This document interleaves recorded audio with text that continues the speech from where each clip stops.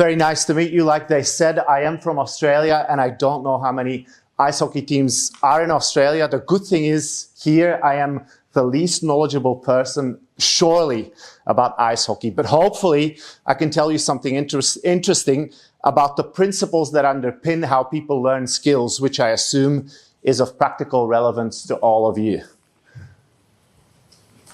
So just a little bit about me. My main job is a researcher. But on top of that, I'm also an embedded practitioner. So for the last 15 years, I've worked all over the world applying these principles to practice, most recently, mostly North America, Europe, and then in my own Australia. The last thing I am as well is a research credibility advocate. Why is that important? Is because in this field of skill acquisition, there's many snake oil salespeople, right? You all know, as a coach, you can access information anytime you want on any social media platform. You can probably read the research literature, but what I've been doing for the last decade is trying to understand, is that knowledge actually valuable to us? And if so, what are the nuggets or the things we should remember, and what are the things we should forget? So what I'll try to do today is stick to the principles that I know are relevant to you, and I'll try not to sell you any snake oil. So what are we going to do? Well, we're going to first look at some foundational principles of skill learning. And the great thing is that these will look very familiar to you. The great thing for me is every time I go to a coaches conference, the more these things resonate with coaches, the more validity they provide me. Right? If you're already doing it, there must be something good about it, right? You've all developed this wealth of expertise and knowledge on your own through coach education programs, etc. So if you're doing some of these things already, that's great. Hopefully I can give you some background as to how to apply them better or more effectively. We're going to look at the concepts of information and action. They're really relevant if you want to understand how to coach. We're going to talk specifically about the role that skill errors play and how you can control them as a coach and ensure that your practice sessions are effective. Then, of course, much of the knowledge that we have in the skill acquisition field is about how people learn on their own in a closed lab somewhere in front of a target, throwing balls at the target. This is not relevant to you. You need an understanding of how these principles work when you're working with one athlete, 2, 3, 4, 5, when half of them don't want to work, when the other half's unskilled, but one half is really skilled, etc. So I'll try and tell you something about what skill learning looks like when we consider it through a social lens. And then finally, there's this coaching method that I really like, which is called dynamic coaching. It's a very simple, principled method that applies all of these foundational principles, and hopefully that'll resonate with you. And what I'm hoping most of all is that after this hour or so of talk, we'll have another chance to have some conversations throughout the day and tomorrow. I always preface my conversations with the same thing, which is that coaching is 50% intuition, 50% your knowledge, experience, things you already know, and 50% science. Let me try and tell you about that 50% science without trying to replace that 50% intuition you already have. What that means is some of these principles won't work for you because you've already developed better methods that do work for you and your athletes specifically. So keep that in mind as we go through this presentation. The first aspect that I always teach my students is that there is a great distinction between performance and learning. Without that distinction, you cannot work as a coach. Before we do that, we need to give a little bit of background as to where skill acquisition science comes from. Well, skill acquisition science is a fairly new or recent field. You might also know it as the study of motor behavior, motor learning, etc. And it's really an amalgamation of coaching science, sports psychology, motor learning and control, and neuroscience, all packaged into one to try and understand in real-world environments, in ways within teams, in professional settings, amateur settings, etc., which grounding principles remain the same, which grounding principles can we use to understand how people learn. And I always use this graph because the very first time we became interested in skill acquisition is when it could get us extra money, right? When factories started trying to understand how can we produce more product in a shorter period of time, all of a sudden we all got interested in how we can accelerate skill learning. This is a study from the 1950s where they looked at how quickly people would roll cigars, and what they saw, of course, was the more someone practiced, the better they got. Initially, they accelerated their learning really quickly, but over time, learning is minuscule. You make very, very small gains over time, but these gains can still be meaningful. But this is just to show you that our interest in skill acquisition is an interest in performance in and of itself. The moment we want to know how we can get someone to perform better, the first thing we have to think about is how can we make them more efficient, more skillful, right? And that's where the background of our field came from. Now, when we talk about performing and learning, its distinction is quite vast, right? Performing is a very temporary change in behavior. If I do something right now and I do it 10 times in a row, I perform better at that skill, right here, right now. It's very easy to observe. You can see whether I'm doing better. It's also easy to achieve. Almost anyone can achieve performance gains fairly quickly. And when you train for performance, when you train to perform, you improve someone's confidence. Someone becomes more confident at performing a skill because they've got a temporary increase in the performance of that skill. However, we are not necessarily interested only in performance. We are interested in learning. We are interested in an enduring capacity to change your performance. We don't want someone to perform right here, right now, then 2 days later we do the same thing in practice and nothing remains. That's not what we want. We want an enduring quality. We want something that persists over time.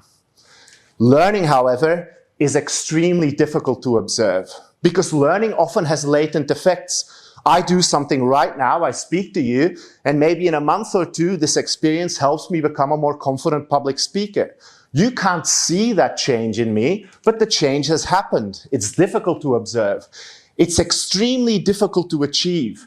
Where performance gains come rapidly, learning gains are really difficult to achieve. And learning gains usually decrease player confidence, but increase player competence. And that distinction between confidence and competence becomes really important. Imagine one of your sessions, right? You have a coaching session. It looks really smooth. It has fairly few errors. Everyone's patting each other on the back going, yeah, this was it. Super great. We all feel good about practice. You probably practiced for confidence. You practiced for short-term performance improvements that give you minimal long-term learning. Usually you do that close to competition. No one wants a player who doesn't feel confident taking a particular shot or a particular action or beating an opponent. Right? Confidence training is really important. But on the other hand, we have competence training. Competence training is one of those training sessions. We've tried something new, something different. It has many errors. It usually looks messy. And rather than patting each other on the back, you get these cliques of players who are complaining to one another because they're frustrated. I could do this last week, but I can't do it now. Coach just doesn't know what he's doing, etc. Right? Players get frustrated. You get short-term performance decrements. You actually get worse during practice. But your long-term learning is encouraged. The latent effects of that practice are greater, much greater than the confidence practice. When do you do that? Away from events, as far away from events as you possibly can, because the confidence decreasing effect is real. Players with no confidence perform poorly anyway, regardless of how skilled they are. Let's take a look, and forgive me, I know nothing about ice hockey, right? I'm just taking some examples here. A typical example of confidence training is one that's unopposed. There's no real skill errors. Athletes just go through the motions, don't really make many errors, but they feel confident, right? They get off the ice and they go, oh, that felt pretty good to me. A typical example of So in this place, when I go back, a typical example of something that is a little bit more of a competence training drill is something that has a little bit more skill errors, that has a little bit more challenging demand to the task. But still, you can see I classify it fairly low towards that confidence perspective. But then when we look at something that is more likely to train competence, is something that has a huge amount of skill errors, right? Even me not knowing anything about ice hockey, I can look there and I can see skill error after skill error after skill error, right? A coach, and this is the simplest formula in skill acquisition science, a coach should have in their coach's toolbox confidence training and competence training and know when to use it, how to use it, and where to use it. It is the simplest formula, the simplest principle. As long as you know and you are deliberate about whether your practice is developing confidence or whether your practice is developing competence, you're a really long way ahead. Because, and this is for the junior coaches here, imagine all the parents are around the ice rink, you're doing your practice session and the players are frustrated. They make mistakes all the time. What is the first point of feedback you get? It's some parent who says, oh, look at that. Like they're not learning anything. Can you see it? They're making mistakes all the time, right? So actually, most of our coaching mentality is perhaps going against using that competency training often. As a result, all we get is momentary performance improvements that disappear really quickly. Momentary performance improvements that disappear quickly. Just to give you an example, and this is a graph, but it's not difficult, but imagine that you have a team that does some sort of defensive positioning competency training in preseason. I'll show you later how rare this is in most of the contexts in which I find myself. But if you practice defensive positioning, you actually get worse at defensive positioning for a while, until you get the latent effect of that training. You don't do it for a while and the players still get better. They have a latent effect. At some point, all you need is minimal interventions of that same defensive positioning practice to keep the players at a relatively high skill competency level. This is kind of what it should look like. However, for those of you who are now thinking, yeah, but what we do in preseason is not actually competence training. It's mostly confidence training. They're getting used to being back on the ice. They're getting used to foundational skills, etc. You would be right. That is what happens in most sports in which I work. And that looks a bit like this.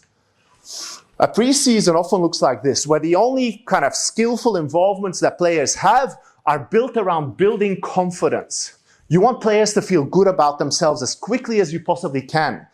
The issue with that is that as soon as you build it, it disappears. It has no lasting effect. It isn't learned, but performed. And because something is performed, it dips. The moment it dips, what you do as a coach, we were rubbish in defensive positioning last weekend. You give another bout, and the same thing happens, because again, you're giving them performance training. The performance training spikes their performance in defensive positioning, but it's not a learned skill, so it decreases really rapidly. Even the smart coaches or smarter coaches who go, hey, wait a second, I think we're not actually learning this, we're just performing it. By the time then, in season, that you start thinking about competency training, it's too late. It really doesn't give you any additional extras, it's too late. So contradictory to what most organizations that I work with do initially, is we should give competency training much earlier, right, towards the preseason because of its latent effect. Otherwise, we risk stagnating the whole year through in terms of skills. So just to give you an example of what that looked like, this is one of my own studies that looked at when do people actually give this confidence or competence training. And for a whole year, we observed a professional Australian football team. And we looked at when do coaches use certain practices that are more geared to that confidence or more geared to that competence. And what we saw was that in preseason, all we did was fundamentals.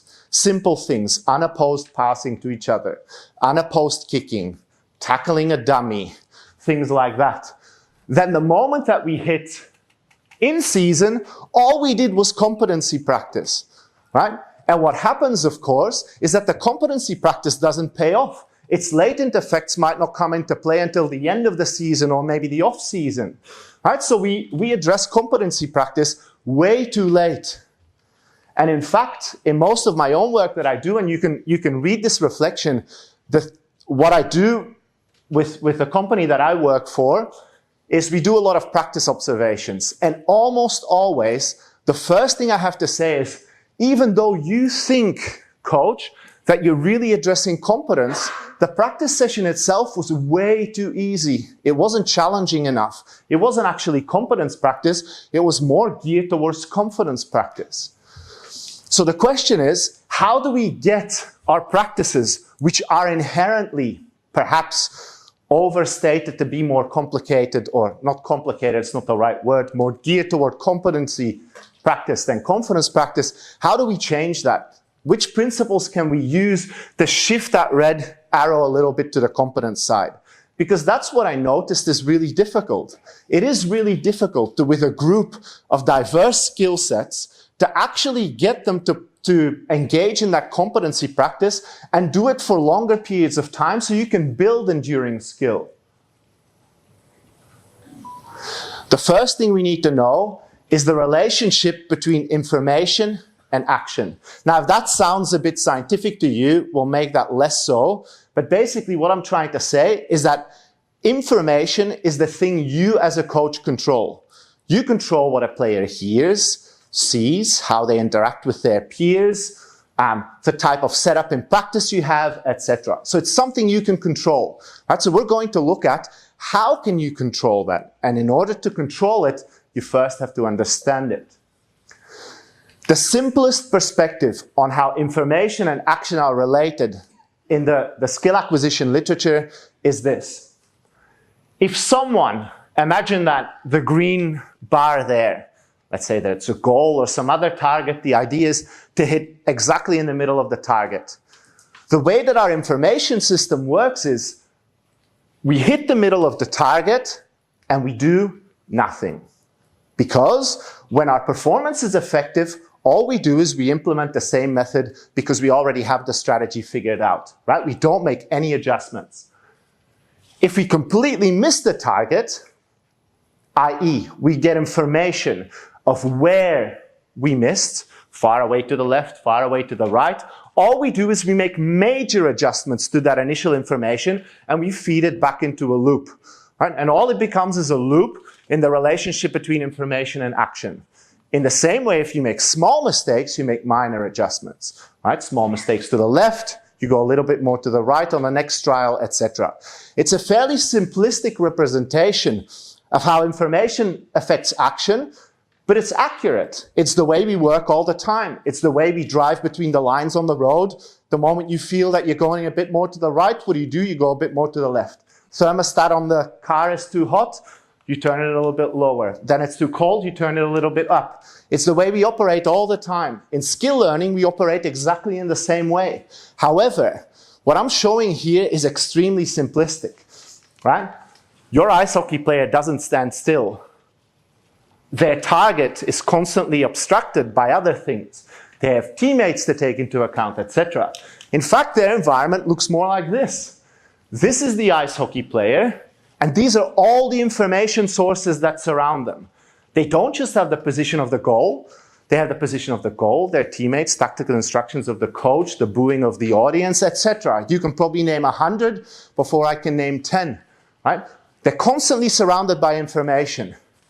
The interesting thing is, the moment they move, they change their physical position on the field, the information changes as well. All of a sudden, a passing action to a teammate that was available before is no longer available now. And when I move again, it changes again and it shifts, right? So how do we deal with such an information complex environment as a coach? It was easy to control the location of the target, right? It's not easy to control all of this information. Just to give you an example from my own sport, in Australian football, we've got all these things you've got to take into account. Like I said, the coach's instructions, the positioning of a teammate, how skillful your opponent is, whether someone you're going to kick the ball to is actually likely going to catch it, etc. All of that leads you to attempt a certain action, right? You pass it, and the player catches the ball. So the moment the ball leaves your foot, all of those information sources change. Right? The moment that player catches the ball, it changes what you now do in the subsequent action. Information-rich environments are incredibly complex to figure out as coaches. And this is why I'm in awe of people like you and other team sports coaches who get it intuitively. Right? There's a reason why you're here, is because you get this complexity intuitively. So if we think about the complexity of information, and you think about it in the same lens as what I was saying, as these players are skating on the ice, the information is constantly changing. And as they move, the information changes again. And they have to update that information every time. They have to consider what are the best possible for action, are the best possible decisions for action every single time, right? Why is it that we train these things, right? We go from information-rich to information-poor environments so quickly that it kind of negates our knowledge and your great intuitive skills of how you understand information richness. And I'm not saying anyone here does that, but these are common practices all over sports. Right? I do a lot of observations every single year, and I see this kind of observation every time because we think that we need to practice the fundamentals in order to get better at the skill itself. And in some essence, this might be right. But if we want to practice, or if we want to practice doing that, we cannot just practice this. We're using confidence practice to improve competence in players. So now that we have a decent understanding of that, you've heard me say the word skill error or error and challenge a lot. The way that you can manipulate complexity is by understanding errors. And you'll see it's actually fairly simple for you as a coach to control skill errors during practice. When you control skill errors during practice, the more errors someone makes, the more information the environment generates, the more, if they are able to, the more someone can update their actions using that information. So this is a very simple way to describe what I said before. You have some information. Based on that information, you make a certain attempt. For example, you attempt to pass to a player. That generates a certain outcome. That outcome generates information, and it tells you you're either successful or unsuccessful, and you just feed that information back into that loop. And all you do is use that loop. Right? It's a very simplistic representation, but it's what it looks like. We use these loops. And that's why we get these learning curves. Because early in practice, or early when you're a novice, right, or you're performing a new skill that you haven't done before, you make large mistakes. And you make those large mistakes frequently. And every time you use the information from the large mistakes to update your skills, you get a massive boost in performance. And that's why our learning curve looks like this. Steep in the beginning, flattened out at the end. Right? We learn from skill errors, especially early in the learning pathway, and those skill errors become less frequent, and every time we overcome them when we're already experts, the performance gains that we get from them are fairly marginal. But not all information has the same value to each player or for each skill. Imagine this. Imagine that you've got a very skilled player, or you've got a normal player and you're engaging them in a very simple skill. You feed them through that same loop. The amount of information that generates, because the player almost never makes errors, the amount of information that generates is so small that you can't expect huge gains in performance. You can't expect any learning effects to occur because you haven't created enough information for them to do something with. In the same way, if you've got an unskilled player, or you're trying to get someone to engage with a skill that is way too complex, you get the same thing. Because there's all of a sudden so much information out there that the player just can't make sense of it. It's too much, and when they can't make sense of it, they can't put it back into the learning process. Right? So controlling practice challenge, ensuring that your players stay in that Goldilocks zone of not too many skill errors, but also not too few, is really how you as a coach can control how quickly their performance accelerates and how much learning occurs during practice sessions. This is a theoretical framework that's described in the motor learning literature, which is called the challenge point framework. And it basically says that challenge is optimal when, and if we look here in this graph, the dotted line is the potential learning benefit, and the solid line is the performance benefit during practice. Then we can see that there's this optimal challenge point where learning is maximized, but the effect on performance is not so much that performance decreases massively. There's a small decrease, but not to the extent that performance completely plummets. And when you keep people in that optimal challenge point or optimal challenge zone, that is when learning benefits are maximized. That is the theoretical position, right? And we'll take a look at how that actually works in practice. And basically what we're saying is that as a coach, when you don't pose enough challenge to the players, they're comfortable, they're cruising. When you pose too much challenge to the players, you're punishing them. There is no learning benefit, it's way too hard. But when you can keep them in that optimal challenge zone, that's when you really see learning optimized and performance not decreased to such an amount that the players get so frustrated that they disengage with the practice in the first place. Now, I find it easier to describe this to coaches in terms of different zones. And we call this the zone of frustration, where you just try to make practice as difficult as you possibly can, everyone fails all the time, etc. No one needs to be there. It is way too difficult. The learning benefits are almost non-existent.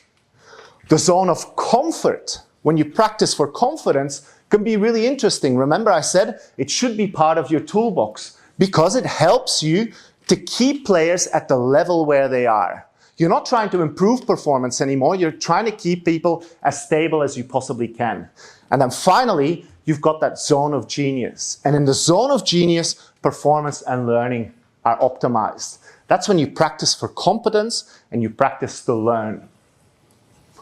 Sorry, and this might be important. People always ask me, yeah, but where do we put this zone of genius, right? How can we know where that is? Well, it looks like from the literature and from my personal experience, remember, 50-50, and you can add something to that later, hopefully in conversation, is that when training errors are slightly larger than competition errors, then we're training in that zone of genius.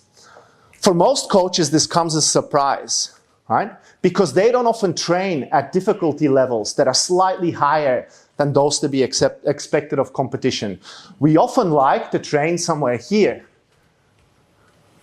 right? But it looks like that zone of genius is around that that point where training errors equal competition errors and slightly higher. So just to give you an example, and this can be applied to any sports. I've made it sport agnostic, but let's say that we want our players to collectively train in this zone of genius for as long as we possibly can. Then this is an application that we used in Australian rules football before, where we had a 5-on-5. The aim was to score between the goals here. And we set a particular threshold. We set the threshold of turnovers at the same rate of turnovers as the turnovers that we would usually see during games. During our most complex period of games, we have about 4 turnovers per minute. It's 18v18, lots of congested play, etc. So we have a high degree of team turnovers. Then what we do is we play the game and we observe. When we observe that the amount of turnovers is smaller than 4 turnovers per minute, we know that the players are actually in a zone of comfort compared to the threshold we set. So what do? We decrease the size of the field. We compress the space. As a result, there's more defensive pressure, more turnovers. And we do that until we get them exactly in that zone of genius. Now, we'll see later why this is a bit more difficult than I represented here, but the premise is generally the same. You set a threshold, you set the threshold at competition standard, and then you change or you manipulate the type of game you play, the rules, etc., which you're all much better at than me, in order to create more of that threshold behavior. Now, what happens then over time? Imagine that this is kind of a circle representation of your skill level. If you have, the contrast here isn't great, right? But these 4 training sessions, right? The kind of this purple, which almost looks the same as the other, that's a coach who constantly trains in that zone of comfort. And what happens? Players are only comfortable playing when the skill demands during games are related to that zone of comfort. The more you train in that zone of comfort, the more the bubble shrinks, right? The more your capacity decreases. And after a while, us as human beings, we are creatures that look for efficiency. All we want to do is do something that takes as little effort as possible. If I don't have to work very hard, then why would I ever develop any skills that are related to working harder? If you constantly punish them, then all you get is frustration. You get a flat learning curve. But when you keep people in that zone of genius as long as you possibly can, then that leads to certain performance improvements over time. And this is really difficult to do because, interestingly, we don't have good ways to quantify practice challenge. We don't actually know how difficult practice was. You guys might have a really good idea. The players might have a really good idea, but we know that those ideas are also tainted by biases and perspectives. Right? So it's actually really difficult to do, and it's something you learn over time. Because keeping as many players as possible within a team, within that zone of genius, is when you really get the gold, right? Because if we think about it, if we have a practice at a particular practice challenge, and you've got a diverse skill group, look at that expert and look at that beginner. For the beginner, the same practice challenge creates so much information, they're not going to do anything with it. For the expert, it creates so little information, they're probably not going to be in the zone of genius anyway. So for those of you who work with diverse skill groups, a collective zone of genius probably doesn't exist, right? You might be training at the skill or at the practice challenge that one player requires, and all the other players are being undertrained. In the same way, if we try to make practice so the same amount of information is available for everyone, you can see that that also creates different practice challenges for these players. And that's the question I get most often, because I only work in team sports, right? How do we apply these understandings from how people learn individually to how people learn collectively? Skill learning in your context in ice hockey, apart from those who specifically work with individual players in rehab or individual training, etc., that's a bit different. But skill learning is a social and a cooperative activity. If we apply all of the learnings from skill learning that we understand about how individuals learn, and we try to apply those to teams, they just don't work. Right? So how do we do that then? Well, our understanding generally of how people learn is that there's this one-on-one relationship between an individual and a task. It's just me practicing in a closed room in the most perfect circumstances, etc. Then probably our traditional challenge point theory, our understandings about feedback, differential learning, etc. All of these practices probably work. But when we consider the complex interaction of the fact that you're not the only one learning this task, other people might be learning this task, or you might be learning with someone who is actively trying to prevent you from learning that task, right? That setting, that social setting is much more complex than the one-on-one relationship between an individual and a task. So what learning for people in ice hockey and team sports really looks like is that. And we don't know if the challenge point theory applies. We heard it before. The coach is the person who makes the team more than the sum of its parts. And this is also how we should be thinking about team performance, right? Social learning is learning in the presence of others. And in cooperative tasks like ice hockey, where you're trying to achieve a collective task aim together while competing against others, right? There, the whole is much more than the sum of its parts. And we're going to look now specifically at how do we address that knowledge around practice challenge that we just talked about? How do we deal with that if we're not standing in front of an individual, but in front of a group of people? Now, before we do that, we need to think about this. When you try to improve team performance, there's generally 3 ways that exist. The first thing you can do is pick your best player and say, we're just going to focus on this person. They get all the best resources. We optimize their performance and development. We don't really care about the others. We're just going to focus on this one single player. If you're saying now, oh, no, I haven't heard of that, that's great. I mean, that's probably a positive sign, but it is a method you can use. You can focus just on a single player. And probably the performance gains that you get are there, but they are marginal. You can also focus on the performance improvement of all players. Right? If you focus on the performance of all players, the likely increase in performance that you get is a little bit greater. Of course, it takes more resources. It's much more difficult and complicated, etc. But really, what we should do is, in the context of team learning, we should focus on the performance improvements of all individuals and the interactions between them. If we ignore that aspect, then obviously we're not maximizing our learning gains as much as we can. So team training requires the training of individuals, but also the training of interactions between those individuals in order to be successful. So what does that look like in terms of our zone of genius? Remember the graph we had before, that's the same. But imagine we have 3 players in our team, just to illustrate.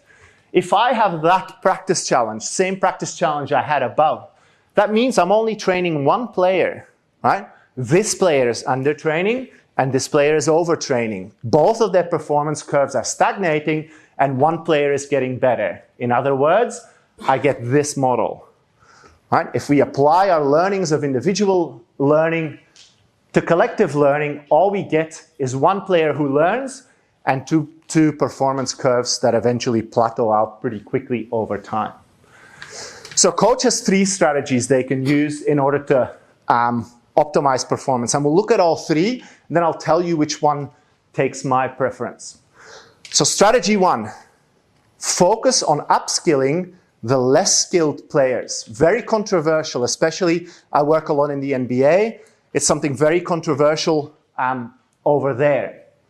Strategy 2, measure performance no longer at the individual level, but at the cooperative level. Learn how to understand cooperative performance and set your zone of genius only based on collective variables. And strategy 3, use methods that can cater for these individual differences. I like this method. The issue with it is that it requires a lot of resources and it assumes that you have some skill heterogeneity, that there is some difference within skill levels or between skill levels of your performers. The reason why this method is so good is because if we see team performance as the upskilling of individuals, but also the upskilling of the interaction between individuals, by making the worst player better, I make every single interaction that used to be poor between that worst player and all other players of the team slightly better. So I actually work on both fronts, right? I'm both improving the performance of a single individual, but I'm also improving the interactions that single individual has with others, which is in turn improving their performance. So by upskilling the poorest player, you're actually upskilling the better players as well. So imagine that this is what it would look like before individual upskilling. After individual upskilling, the learning curve would be steeper. So it has a benefit to both collective and individual learning. Now, that second method, where we pick only collective measures, is really difficult because we're inundated with data these days. Right? You get data on how many meters a player covered, but also how many decelerations they did, how many times they touched the puck, etc. It's endless. So actually, All of these metrics are easily available. It's easy for us to pick a few individual metrics and focus on those. But actually, if we focus on cooperative metrics, then what we can do is use those cooperative metrics, just like I did before, and keep players in that zone of genius for longer. There's two types of cooperative metrics. There's a cooperative metric that's collective. For example, how many times have we turned the puck over this game?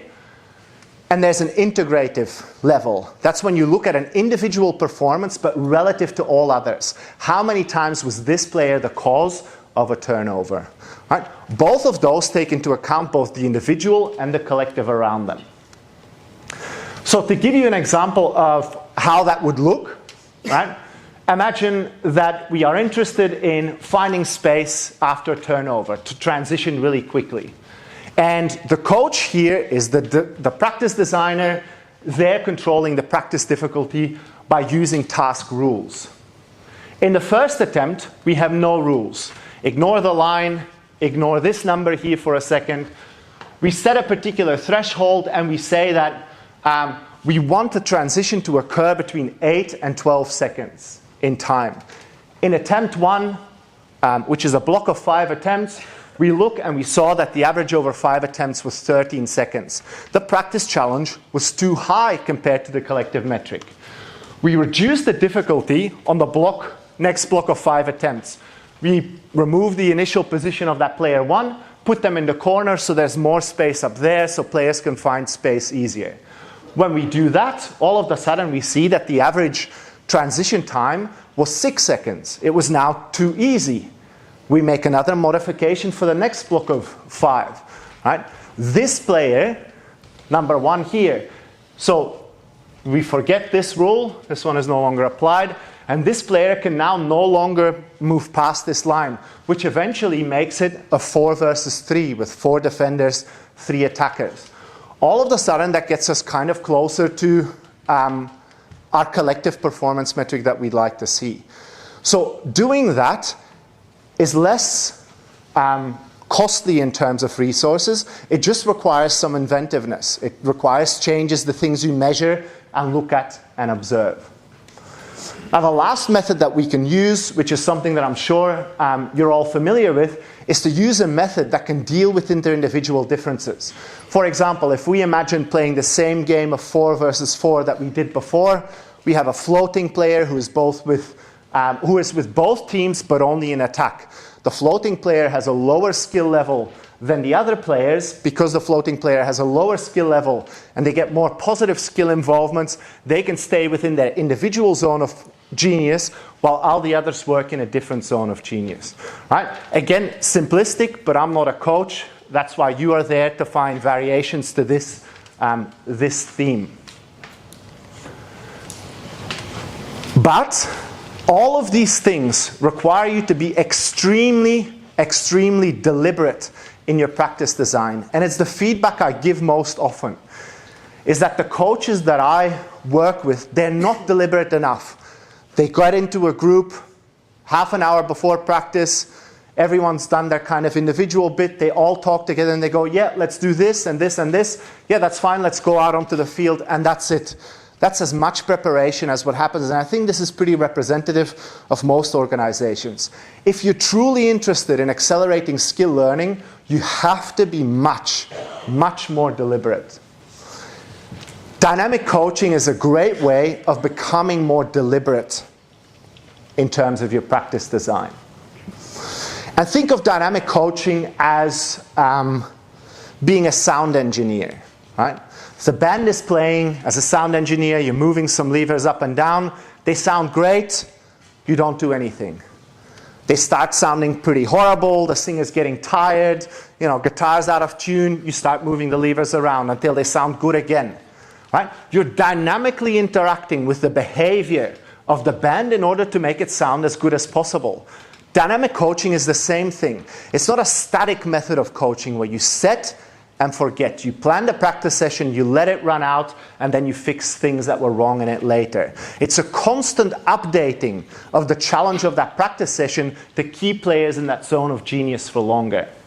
Because team performance in and of itself is dynamic. If our practice doesn't match that dynamicity, or however you say that in English, then of course we're not doing the right thing, right? So it's the constant live adaptation of practice so players remain for longer in that zone of genius. This is the old way, right? This is the way that, for example, when I went through coaching courses, that I was told to work. You design your practice beforehand, preferably on a really nice, neat template that someone's made for you, and it looks really good. You go to practice, you know, you have a certain performance outcome or learning outcome that you're trying to observe. You figure out what the player's behavior is versus that threshold. And when all the players are resting and everyone goes home, you go to your office and you go, yeah, next time we need to fix this, next time we need to fix that, we need to make some changes here and there. That's the old method, right? Because when that happens is that a significant proportion of your practice, players might start out in that behavior that you deem desirable, right, around your standard. But those standards drop. Players are really good at finding the most efficient ways to deal with the challenges that you pose them, right? If you don't renew those challenges, all they do is they become more and more efficient. And actually, if you look here, players over time spend a lot of their time in ineffective practice challenge. So what can we do? Well, if we imagine we're that sound engineer, we know the levers we have to pull. You know them as coaches. You know them better than anyone. You know the levers you have to pull to manipulate players' behaviors, right? You design your practice at home beforehand. You watch the player behavior. The moment that player behavior dips below a standard that you find acceptable, you move a few of the levers. If those don't straight away do what you want, you move a few more. You learn over time which levers to pull. But you do that constantly. I always say that an effective practice session can be measured by how tired you are as a coach delivering it. Because it's really difficult to keep these players in that optimal zone of functioning, right? Every time the behavior dips below the desired threshold, you manipulate, or even above if that's not what you want. And because of that, over time, you can see here we do still spend time in an effective practice, but because you manipulate live, dynamically, you keep these players in the zone of genius for longer. Let's take a look at what that looks like in practice. So, for example, something we know, and for those of you who are interested, this is a free book you can download that I wrote about tactics. It's specifically applied to football, but the principles apply elsewhere. And for example, something that we know from the literature is that the amount of attackers versus defenders you have changes how predictably or unpredictably your attackers need to move, right? If you have 3 defenders versus 2 attackers, the only way the attackers can get in possession of the puck or the ball or whatever is to move more unpredictably. If you have 3 attackers versus 2 defenders, you don't have to move unpredictably. Let's say that unpredictability is something that we want to train, right? The way that we can do that is by dynamically changing the amount of defenders that we have on the ice or on the field, because it allows us to dynamically change the predictability of the running behaviors of the attacking players. All you need to know is that that's a lever you can pull. Once you know you can pull it and what it manipulates, it's up to you to apply it. So if we do that, we have the same we have the same diagram here. The outcome is the predictability of the movers and attackers. All we do is move the lever of attacker to defender ratio up and down, and we dynamically adjust the challenge difficulty to keep the players in that optimum zone of challenge for longer.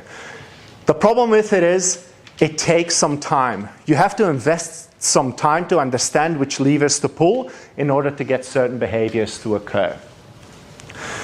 The same thing we can do is if we want to get players to make better decisions collectively. We know that space and time create better decision-making behavior. Something I could dynamically adjust is the distance between that player, who is a defending player, and the attacking player. If this is my base form, right, and I see that players are consistently making poor decisions, what I can do is remove this player further away. So it's a 2 + 1 on 3. Because of that, this player, there's more time to make decisions because there's no immediate defensive pressure on that player.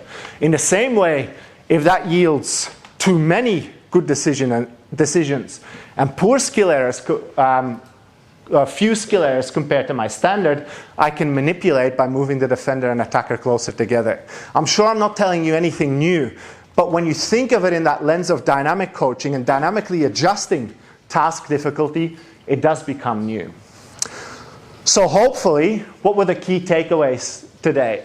Is that when you understand some basic foundational principles of skill acquisition, you can develop more effective practice design. But it's not something you get from me talking to you for 45 minutes. You have to really invest in understanding how it works for you specifically. You have to be willing to try things. You have to be allowed to try things. Practice should focus on learning, not temporary performance improvements. Anyone can get temporary performance improvements. What makes you unique is that you can get those performance improvements to endure. Skill errors are one of the most valuable tools you have as a coach because they are fairly easy to manipulate, fairly easy to understand, and when understanding and manipulating well, you're probably doing better than most others. Always consider skill learning in the context of social and cooperative learning. When someone comes to you and says, you should try this method of feedback because it always works, it doesn't. Right? It's much more complicated than that. And then finally, if you want to keep players in that zone of genius, consider that dynamic adaptation of skill challenge through dynamic coaching. This is where you can find me if you need anything else. And thank you very much.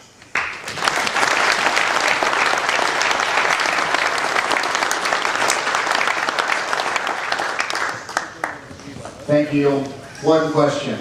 How much should we be telling the players that we're going to be changing the practice model? Should they be aware of the fact that adaptation and dynamic practicing is going to happen so that they understand it, or do we keep them in the dark with this new model? Yeah. So I'll give you a specific example from the NBA team I work for. We chose to keep them in the dark until the 5th year, and now in the 5th year we are looping them in. Because we know that the moment, it's just like a good experiment. At the moment you're not blinded to the manipulation in an experiment, you can manipulate the experiment itself. Failing to blind them and telling them everything is underestimating how smart they are at manipulating coaches' behavior as well. So my option is to keep them in the dark. The good players will come and ask you. It happens all the time. But yeah, then it's up to you. Some coaches decide to tell, but most keep it implicit. Thank you for being here, Jon. Thank you. Jon has a gift for you. Oh, thanks very much. Thank you. Thank you. Thanks very much. Thank you. Thank you.